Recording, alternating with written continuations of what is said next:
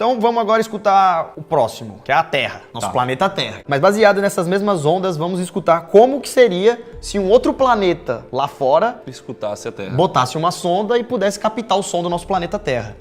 O Naruto pode ser um pouco duro às vezes. Talvez você não saiba disso, mas o Naruto também cresceu sem pai e não teve nenhum amigo em nossa aldeia. Mesmo assim, eu nunca vi ele chorar, ficar zangado ou se dar por vencido. Ele está sempre ansioso por melhorar. Ele quer ser respeitado.